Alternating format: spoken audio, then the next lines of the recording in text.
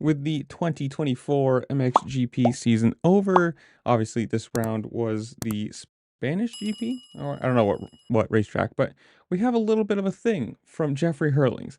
Uh, you can read as Dutch champion, British champion, P3 MXGP Championship 2024, with 15 MXGP podiums this season, 13 wins, and 4 GP wins.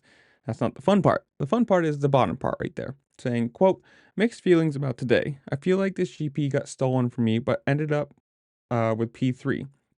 That off-track excursion in Moto 1 second turn didn't bring me any benefit, no places won, and I still tried to enter the track on the most safe spot where I could, even though that wasn't easy, as I had to go over electrical cables, water hoses, rocks, etc., which were within 1 meter next to the track. Better focus on the safety first, I would say.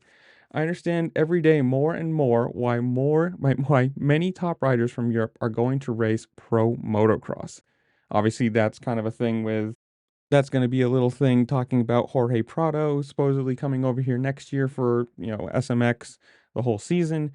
And this kind of leads the question, could we see Jeffery Herlings coming to the US? Now, obviously, I would always love this because I think Jeffery Herlings is incredible. And I really wish it would have happened probably, I don't know, 3, 4, 5 years ago before some of his injuries, while we still had Tomac in the prime and, people like that. But if he still comes over, it's going to be a big draw, at least in my mind, because he's a big name. And especially if you start seeing Prado and if you see Hurlings and you see a lot of people like jumping ship from the MXGP scene, it's going to be the question of why not come over here? If all the, big name people are coming over to race, I mean, especially if Prado moves over right after winning his second MXGP championship in a row, like it's going to be the question of why are they leaving Europe and coming over to race here?